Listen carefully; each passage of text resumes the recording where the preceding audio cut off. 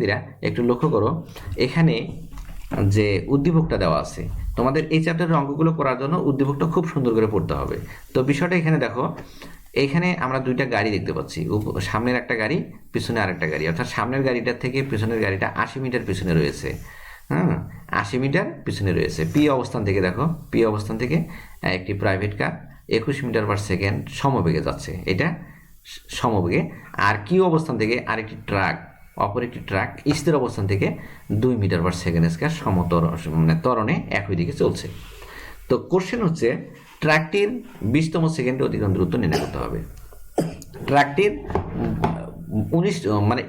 20তম সেকেন্ডে অতিক্রম দূরত্ব নির্ণয় করতে হবে।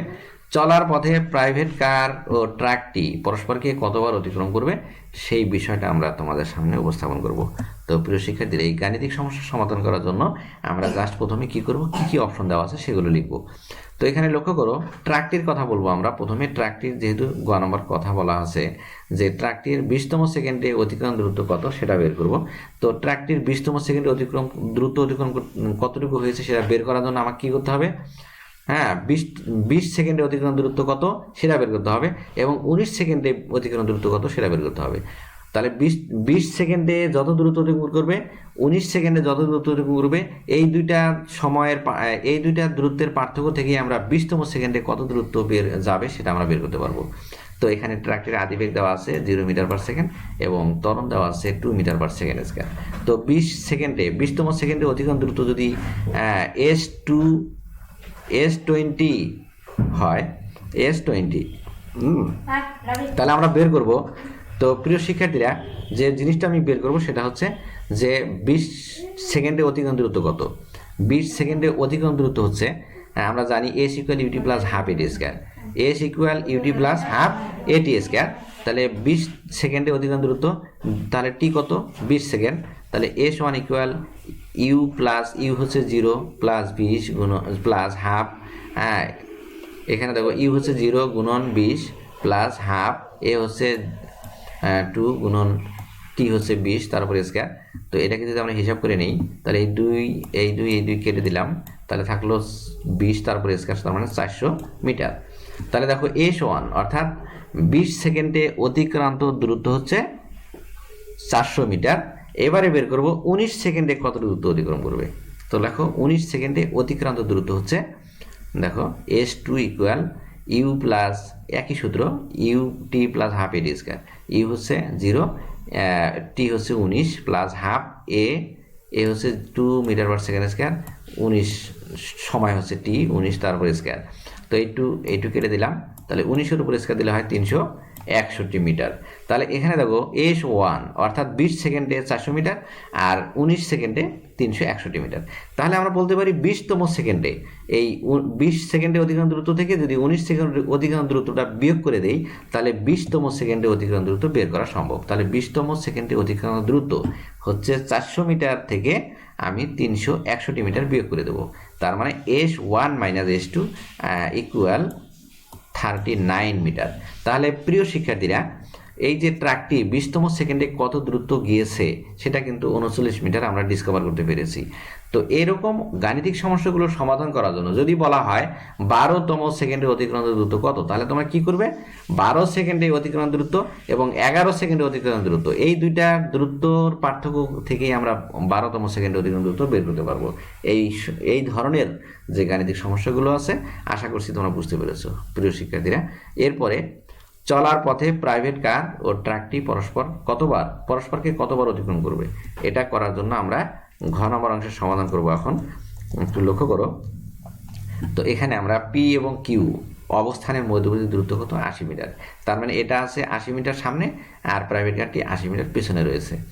তো ধরি টি সময় পর প্রাইভেট কারটি ট্রাকটিকে অতিক্রম করবে। কত সময় পর, টি সময় পর প্রাইভেট কারটি ট্রাকটিকে অতিক্রম করবে। তো এটা করার জন্য আমরা যে অপশনগুলো দেওয়া আছে, দেখো প্রাইভেট কারের বেগ হলো ভি, যেহেতু সমবেগে যাচ্ছে সেটা হচ্ছে 21 মিটার পার সেকেন্ড। ট্রাকটির আদি বেগ হচ্ছে ইউ সমান সমান 0 মিটার পার সেকেন্ড, আর ট্রাকটির ত্বরণ হচ্ছে 2 মিটার পার সেকেন্ড স্কয়ার। তো প্রাইভেট কারটি সমবেগে আর ট্রাকটি ত্বরণে যাচ্ছে। তো এখানে টি সময়ে প্রাইভেট কার কর্তৃক অতিক্রম দ্রুত S1 ইকুয়াল ভিটি, আর টি সময়ে ট্রাক কর্তৃক অতিক্রান্ত দূরত্ব S2 equal u t plus half a t square. তো এখানে ইউ যেহেতু 0, সো আমরা লিখতে পারি হাফ এটি স্কোয়ার। তো এখানে দেখো S1 ইকুয়াল ভিটি আর S2 equal half a t square. তো এখানে আমরা একটু মান বসিয়ে দিই। দেখো S1 ইকুয়াল কতটুকু হবে? S1 হচ্ছে, দেখো S1 এই যে এই বস্তুটা মানে গাড়ি যেটা প্রাইভেট কারটি 80 মিটার পেছনে রয়েছে, সো এই ট্রাকের অতিক্রান্ত হচ্ছে S2, এই যে S2 তার সাথে 80 মিটার যোগ করে দিতে হবে। তাহলে S1 equal S2 plus 80 metre. তাহলে S1 কি? ভিটি।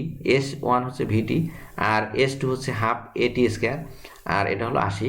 এখন আমরা এখান থেকে মান বসিয়ে দিই। ভি হচ্ছে 21 ইন্টু টি ইকুয়াল হাফ, এ হচ্ছে 2 গুণন টি স্কোয়ার প্লাস 80। এখন এটাকে আমরা এই টু কেটে দিলাম, তাহলে আস্তে আস্তে কত? টি স্কোয়ার প্লাস 80 ইকুয়াল 21টি। এবার সবগুলোকে এক পাশে নিয়ে আসি, তাহলে টি স্কোয়ার মাইনাস 21কে ভেঙে 16 মাইনাস 5টি, 16টি মাইনাস হাফ 15টি 5টি, এটাকে মিডল টার্ম করলাম। 580। এখন আমরা যদি এখানে কমন নেই, দেখো টি কমন নিলে টি মাইনাস 16, এখানে আছে 5 কমন নিলে টি মাইনাস 16, তাহলে টি মাইনাস 16 কমন নিলাম, টি মাইনাস 5 ইকুয়াল 0। তাহলে টি ইকুয়াল 5, টি ইকুয়াল 16। এখান থেকে আমরা দুইটা মান পাচ্ছি, টি এর মান কটা পাচ্ছি? দুইটা, অর্থাৎ টি ইকুয়াল 5, টি ইকুয়াল 16। অর্থাৎ প্রাইভেট কারটি ট্রাকটিকে পরস্পর দুইবার একে অপরকে অতিক্রম করবে। অর্থাৎ 5 সেকেন্ডে একবার, 16 সেকেন্ডে আরেকবার। 5তম সেকেন্ডে একবার, 16তম সেকেন্ডে আরেকবার পরস্পরকে অতিক্রম করবে। তো আশা করছি তোমরা বুঝতে পেরেছো প্রিয় শিক্ষার্থীরা। তো এরপরে আরেকটি গাণিতিক সমস্যা আমরা দেখতে পাচ্ছি। চিত্রে একটি বস্তু, আমরা একটা চিত্র দেখি। দেখো চিত্রে একটি বস্তু এ থেকে এ কে, মানে বস্তু এ কে 120 মিটার উঁচু থেকে ফেলে দেওয়া হলো। এই বস্তুটাকে আমরা কি করছি? 120 মিটার উঁচু থেকে ফেলে দেওয়া হলো। একই সময় অপর একটি বস্তু বি, এই বিকে আবার কি করা হয়েছে? 19.6 মিটার পার সেকেন্ড বেগে উপরের দিকে নিক্ষেপ করা হলো। তো এখন বলা হচ্ছে যে 1.8 সেকেন্ড পরে, 1.8 সেকেন্ড পর এ বস্তুটির বেগ নির্ণয় করতে হবে। 1.8 সেকেন্ড পর এ বস্তুটির বেগ নির্ণয় করতে হবে। তাহলে এ বস্তুটা উপর থেকে পড়তেছে, 1.8 সেকেন্ড পরে বেগ কত হবে সেটা আমরা বের করব। আর ভূমি ছাড়া বস্তু দ্বয় মিলিত হবে কি? এই যে বস্তুটা, এটা এ বস্তুটা নামতেছে, বি বস্তুটা উপরের দিকে উঠতেছে। এই বস্তু দুটি কোনো সময় কি মানে মহাশূন্যেই মিলিত হতে পারবে, না ভূমিতে এসে মিলিত হবে? এই বিষয়টা আমরা ক্লিয়ার করব। তো প্রিয় শিক্ষার্থীরা, ক নম্বর অঙ্কটা করার জন্য, যেহেতু মুক্তভাবে পড়ন্ত বস্তুর সূত্র হচ্ছে, আমরা আসি। দেখো ইউ দেওয়া আছে 0 মিটার পার সেকেন্ড, টি দেওয়া আছে 1.8 সেকেন্ড, আর মানে অভিকর্ষ ত্বরণ হচ্ছে জি 9.8 মিটার পার সেকেন্ড স্কয়ার। তাহলে এখানে বলা হয়েছে 1.8 সেকেন্ড পরে বেগ কত হবে? ভি। আমরা জানি V equal u plus g t, পরন্ত বস্তু V equal u plus g t. তাহলে ইউ হচ্ছে 0, জি হচ্ছে 9.8 গুণন টি হচ্ছে 1.8। এটাকে যদি গুণ করে দেই, 17.64 মিটার পার সেকেন্ড। তাহলে 1.8 সেকেন্ড পর এই বস্তুটির বেগ হবে 17.64 মিটার পার সেকেন্ড। তো এটা গ নম্বর অংশের সমাধান। এরপরে ভূমি ছাড়া বস্তুদ্বয় মিলিত হবে কিনা সেটা আমরা এখন বের করব। তো প্রিয় শিক্ষার্থী একটু লক্ষ্য করো, এটা করার জন্য আমরা অপশনগুলো নিই। দেখো আদিবেগ ইউ, এই যে এই বস্তুটার আদিবেগ ইউ, 0 মিটার পার সেকেন্ড। সময় হলো কত? ওকে ডিয়ার স্টুডেন্টস, গ নম্বর অংশের সমাধান আমরা করে ফেলেছি। এরপরে আমরা আসবো ঘ নম্বর। দেখো এখানে যেটা বলা হয়েছে যে এই বস্তু এ বস্তু এবং বি বস্তু, এ বস্তুটা পড়তেছে, বি বস্তুটা উপরের দিকে উঠতেছে। তো ওঠার এক সময় মিলিত হতে পারে, কোথায় মিলিত হবে সেটা আমরা বের করব। মনে করি টি সময় পর ভূমি থেকে এক্স মিটার উচ্চতায়, টি সময় পর ভূমি থেকে এক্স মিটার উচ্চতায় পি বিন্দুতে, এই দেখো পি বিন্দুতে বস্তুটা মিলিত হবে। তার মানে বি বস্তুটা এক্স মিটার উচ্চতায় উঠবে আর এ বস্তুটা এক্স মানে 120 মাইনাস এক্স মিটার নিচে নামবে। তো এই সময়টা কিন্তু উভয়ের সমান। এখান থেকে এখানে নামতে যত সময় লাগবে, এখান থেকে উপরের দিকে উঠতে তত সময় লাগবে, অর্থাৎ সেই সময়টা হলো টি। এই টি এর মান বের করবো আমরা। তাহলে দেখো, তাহলে টি সময়ে এ বস্তু অতিক্রম দূরত্ব, এই টি সময়ে এটা কতটুকু নামবে? আমরা জানি এস, এটা যদি এস এ হয় তাহলে u t plus half g t square, half মানে u t plus half g t square, u হচ্ছে এখানে 0, তাহলে এটা যদি 0 হয়ে যায় তাহলে হাফ জিটি স্কোয়ার, জি হচ্ছে 9.8 গুণন টি স্কোয়ার, তাহলে এটা এস এ কত 120 minus x, 120 minus x equal 4.9 into t square. এটা আমরা 1 নম্বর দিয়ে রাখলাম। এরপরে এই বি বস্তুর উপরের দিকে উঠবে, নিক্ষিপ্ত বস্তু, তাহলে টি সময়ে বি কর্তৃক অতিক্রম দূরত্ব S B equal u t minus half g t square, কারণ উপরের দিকে যখন যাবে নিক্ষিপ্ত বস্তু তখন মাইনাস হয়। তো এখানে দেখো এস বি হচ্ছে এক্স আর ইউ হচ্ছে 19.6 গুণন টি মাইনাস হাফ জি হচ্ছে 9.8 ইন্টু টি স্কোয়ার, তাহলে কত হচ্ছে 4.9 টি স্কোয়ার। এখন এই এক্স এর মানটা আমরা এখানে বসিয়ে দিই, তাহলে লক্ষ্য করো এখানে এক্স ইকুয়াল হচ্ছে 1 নং সমীকরণে দেখো 120 ইকুয়াল, আমরা এখানে যেটা পাচ্ছি সেটা হচ্ছে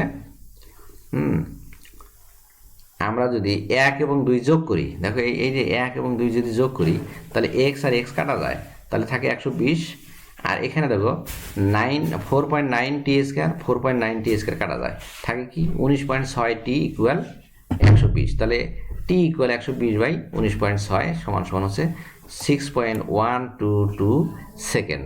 তাহলে টি কত 6.122 সেকেন্ড, অর্থাৎ 6.122 সেকেন্ড সময় পর এ এবং বি বস্তু দ্বয় পরস্পর মিলিত হবে।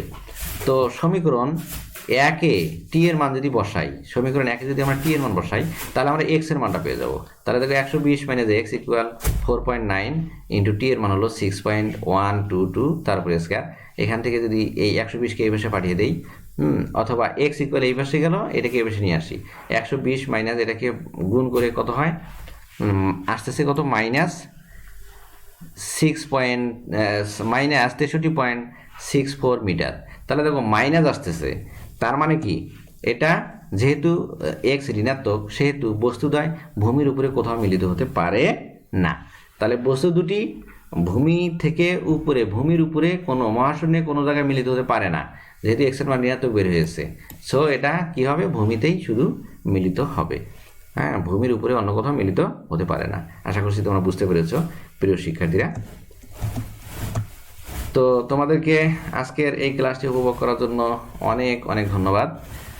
তোমরা যদি এই ইউটিউব চ্যানেলের নতুন হয়ে থাকো, please subscribe my channel, and if you subscribe my channel you will be able to get my all videos very quickly and very fast. Okay, thank you very much. Well done. Good luck for your future education.